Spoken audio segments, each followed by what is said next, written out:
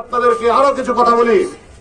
আল্লাহর রাসূল যখন মারা যায়, মারা যাওয়ার আগে উনি তার সাহাবীদেরকে বলে গেছিলেন, হে সাহাবীগণ, তোমরা সবথেকে বেশি সতর্ক থাকবা।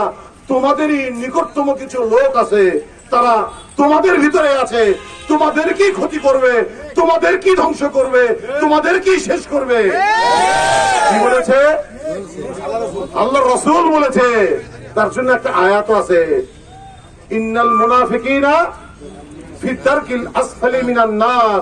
মুনাফিকরা, ইন্নাল মুনাফিকিনা ফি দারকিল আসফালি মিনান নার, মুনাফিকদের অবস্থান কোথায়?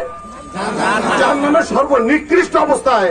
আমাদের সাথে বিগত দিন আন্দোলন সংগ্রামে যারা ছিলেন তাদের মধ্যে থেকেই একজন সুন্দর একটা ভালো দল আছে যারা নিজেদেরকে ইসলামী দল বলে দাবি করে।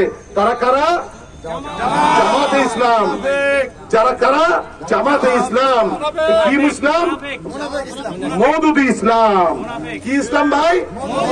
যাদের আকীদা, ইসলামের মধ্যে দুইটা জিনিস আছে, একটা হলো ঈমান আর একটা আকীদা। আমি শুধু লা ইলাহা ইল্লাল্লাহু মুহাম্মাদুর রাসূলুল্লাহ পড়েই শুধু ক্ষান্ত নয়, আমাদের সাথে সাথেই আমাদের ঈমান এবং আকীদাকে সুন্দরভাবে পরিচালনা করতে হবে, মনের মধ্যে গাঁথিয়ে নিতে হবে। যদি আমার ঈমান যদি থাকে, আকীদা যদি না থাকে, আমাদের মধ্যে যে পরিপূর্ণতা আসবে না।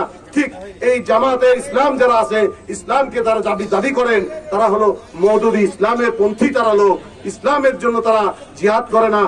যদি করতোই, দেখেন দীর্ঘ 16টি বছর সাদেকুল ইসলাম সাদেক ভাই বিএনপির সেক্রেটারি হিসাবে রাজনীতি করেছে, মোজাম্মেল রাজনীতি করেছে, বিএনপির নাম দিয়ে রাজনীতি করেছে, মাঠে ছিল, ঘাটে ছিল। কিন্তু লাস্ট 7 থেকে 8টি বছর এই জামাতে ইসলামের লোকরা ঢাকাতে এবং বিভিন্ন জায়গায়, ঢাকা ইউনিভার্সিটি সহ, পোরশা সহ গোটা বাংলাদেশের সমস্ত জায়গায় আপনারা কি দেখেছেন তাদের সুস্পষ্ট কোনো কথা বার্তা কোনো কিছু ছিল? কোনো কিছু ছিল না। তারা কি ঢাকা ইউনিভার্সিটি সহ বিভিন্ন জায়গায় আওয়ামী লীগের কমিটিভুক্ত থেকে তারা রাজনীতি পরিচালনা করে আসছে। কেন ভাই? একটা ইমানদারের কথা কি এটা হতে পারে? আমি একটা কথা বলি, জিহাদ জিহাদ জিহাদ চাই, জিহাদের ডাক আসলে বাড়ি ফেলা যেতে চাই। কি ঠিক আছে না ভাই? জিহাদের ডাক আসলে আর মাঠে আসতে চাই না। সংগ্রামী ভাইরা, আমরা যারা আজকে এই কষ্টের বিনিময়ে, দীর্ঘদিনের কষ্টের বিনিময়ে যে আজকে স্বাধীনতা ফিরে পেয়েছি, মুক্ত বাতাসে কথা বলার অধিকার ফিরে পেয়েছি, এটা কি আমাদের সবার দায়িত্ব না? দায়িত্ব না? আমাদের দেশ নায়ক জনাব তারেক রহমানের কথা, ধানের শীষ যার, আমরা সবার তার। ধানের শীষ যার, আমরা সবাই তার। ঠিক আছে না? ঠিক নয়? আমরা সবাই ধানের শীষ। বিএনপি চেয়ারপারসন বেগম খালেদা জিয়া সহ আমাদের শহীদ প্রেসিডেন্ট জিয়াউর রহমানের বাইরে আমরা কি কেউ? আমরা কি কেউ?